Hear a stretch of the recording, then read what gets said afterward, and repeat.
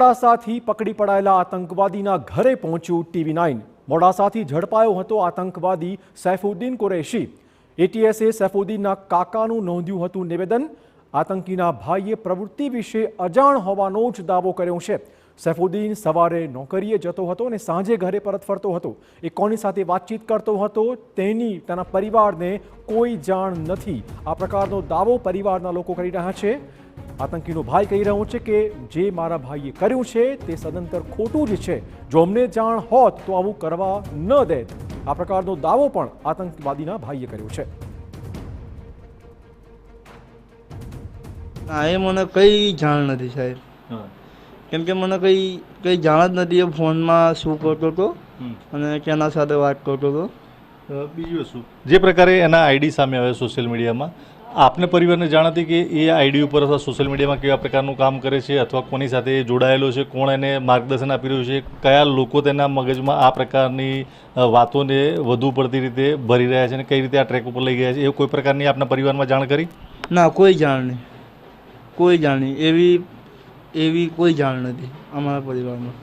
એ સાંજે આવતો હતો, સવારે 9 વાગે જતો હતો જોબ પર ને સાંજે 8 વાગે આવતો હતો। ખાઈ પીને બસ પરિવાર સાથે મારી સાથે વાતચીત કરે ને પછી કલાક 1.5 કલાક જે રીતના આપણા ઘરના અંદર મોબાઈલ લઈને બેસીએ છીએ એ રીતના મોબાઈલ લઈને બેસતો હતો ને શું કરતો હતો અમને ખબર નહીં।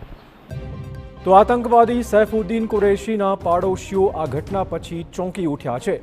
પાડોશી જ આતંકી પ્રવૃત્તિ કરતો હોવાની વાતથી તે આઘાતમાં છે। પાડોશમાં પહેલા લોકો આતંકવાદી સંગઠનની વાતથી ફફડી ઉઠ્યા હતા। આતંકવાદી સૈફુદ્દીનનો પરિવાર પણ ઘરમાં જ પુરાઈ ગયો છે।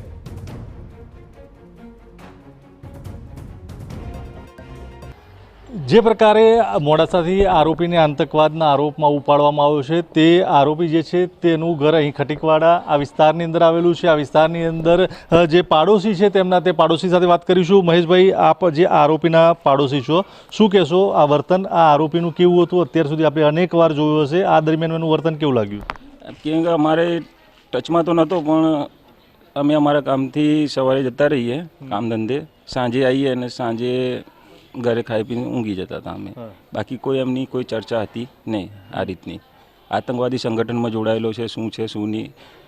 એટીએસ આવી, એટીએસે એમને ઉઠાયા, પછી અમને જાણ થઈ કે આતંકવાદી સંગઠનમાં જોડાયેલો છે। બરાબર। આ સાંભળ્યું કે આતંકવાદી સંગઠન સાથે જોડાયેલો છે ને આપનો બિલકુલ પડોશી છે, એક જ દિવાલનો પડોશી છે, તો આ સાંભળ્યા પછી કેવો આંચકો લાગ્યો? અમને એવું થયું કે સરકાર સાહેબની મારી નમ્ર વિનંતી છે કે એમના ઉપર કડકથી કડક કાર્યવાહી થવી જોઈએ। કોઈપણ પ્રકારે આ પ્રવૃત્તિઓ ચાલી શકે નહીં? કોઈ પણ પ્રકારે આ પ્રવૃત્તિ ચાલવી ના જોઈએ।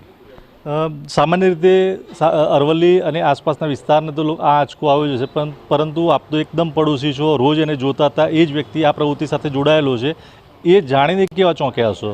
શું આ આસપાસના બીજા વિસ્તારની અંદર પણ પડોશીઓમાં પણ આ જ પ્રકારનો આંચકો લાગ્યો હશે ને? હા, કેમ કે અમને એટલો શોટ લાગ્યો કે અમારો પડોશી અને આવો આતંકવાદી સંગઠનમાં જોડાયેલો છે એ અમને જાણ થતાં જ અમને એટલો ઝાટકો લાગ્યો કે આના પર સતત કાર્યવાહી થવી જોઈએ। તમારા પરિવારમાં શું કોઈને ભય લાગ્યો હોય, કોઈએ કંઈ કીધું હોય એવું કંઈ ખરું? ના, એવું કોઈ નહીં, કોઈ ભય નથી, કોઈ ભય નહીં। જે પ્રકારે પડોશીઓ પણ જણાવી રહ્યા છે કે વહેલી સવારથી જ્યારે પોતાનો નિત્યક્રમ શરૂ થતો ત્યારે આ યુવકને જોવામાં આવતો હતો, પરંતુ ત્યારે પડોશી તરીકે આ વાત સાંભળી ત્યારે આંચકો લાગ્યો। હવે આ યુવક જે છે તેની આ વિરુદ્ધમાં જો આરોપો સાચા હોય તો યોગ્ય અને કડક કાર્યવાહી થવી જોઈએ તે પ્રકારની માંગ પણ તેના પડોશીઓ કરી રહ્યા છે। અવનીશ ગોસ્વામી, TV9 મોડાસા।